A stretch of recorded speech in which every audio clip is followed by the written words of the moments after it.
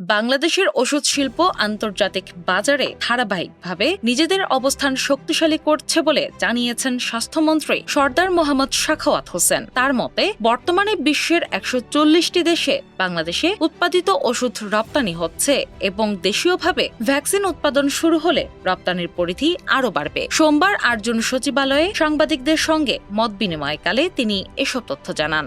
স্বাস্থ্যমন্ত্রী বলেন, দেশের ওষুধ শিল্প ইতোমধ্যে বৈশ্বিক বাজারে আস্থা অর্জন করেছে।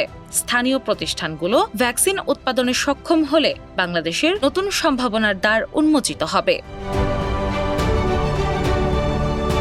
তিনি দাবি করেন, গত ১৭ বছর স্বাস্থ্য খাতে প্রয়োজনীয় অবকাঠামো ও সরঞ্জাম রেখে যাওয়া হয়নি। ভেন্টিলেটর, চিকিৎসা যন্ত্রপাতি, ভ্যাকসিন, এমনকি সিরিঞ্জেরও ঘাটতি ছিল। তবে বেসরকারি উদ্যোক্তাদের সহযোগিতায় সরকার বিভিন্ন স্বাস্থ্য ঝুঁকি মোকাবেলায় কাজ করছে। হাম পরিস্থিতি প্রসঙ্গে তিনি জানান, আক্রান্তদের শরীরে প্রয়োজনীয় অ্যান্টিবডি তৈরি হতে আগামী ২০ জুন পর্যন্ত সময় লাগতে পারে। এ কারণে পরিস্থিতির উপর নিবিড় নজর রাখা হচ্ছে।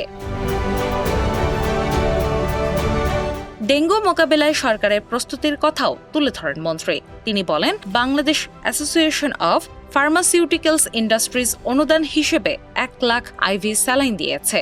এছাড়া কেন্দ্রীয় গুদামে আরও ১ লাখ স্যালাইন মজুত রয়েছে এবং বিভিন্ন উপজেলা পর্যায়ে ২০ থেকে ২৫ হাজার স্যালাইন সংরক্ষিত আছে। তবে পরিস্থিতি খারাপ হলে অতিরিক্ত স্যালাইনের প্রয়োজন হতে পারে। মগবাজারের আদ্দিন হাসপাতালে শিশু মৃত্যুর ঘটনায় হাসপাতাল কর্তৃপক্ষকে দেওয়া শোকজ নোটিশের জবাবের জন্য আরও ২ দিন সময় দেওয়া হয়েছে বলেও জানান স্বাস্থ্যমন্ত্রী। মঙ্গলবার ৯ জুন তাদের জবাব পাওয়ার পর মন্ত্রণালয় পরবর্তী সিদ্ধান্ত নেবে। তিনি বলেন, তদন্তে আইনগত ব্যত্যয় বা দায়িত্বে অবহেলার প্রমাণ পাওয়া গেলে সংশ্লিষ্টদের বিরুদ্ধে প্রয়োজনীয় ব্যবস্থা নেওয়া হবে। ক্ষতিপূরণের বিষয়টি হাসপাতাল কর্তৃপক্ষের দায়িত্ব হলেও জনস্বার্থ রক্ষায় সরকার কোনো আপোস করবে না।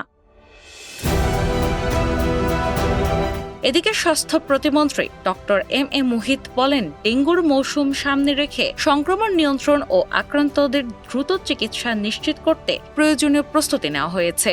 জনস্বাস্থ্য ব্যবস্থার উন্নয়নে সরকার সব অংশীজনকে নিয়ে কাজ করছে। তিনি আরও জানান, দেশের ওষুধ শিল্পকে আরও বিকশিত করতে নীতিগত সহায়তা দেওয়ার বিষয় বিবেচনায় রয়েছে। পাশাপাশি সাধারণ মানুষের কাছে সঠিক ওষুধ সাশ্রয়ী মূল্যে প্রয়োজন হলে বিনামূল্যেও পৌঁছে দেওয়ার লক্ষ্যে সরকার কাজ করে যাচ্ছে। ডেস্ক রিপোর্ট, বাংলাবাজার পত্রিকা।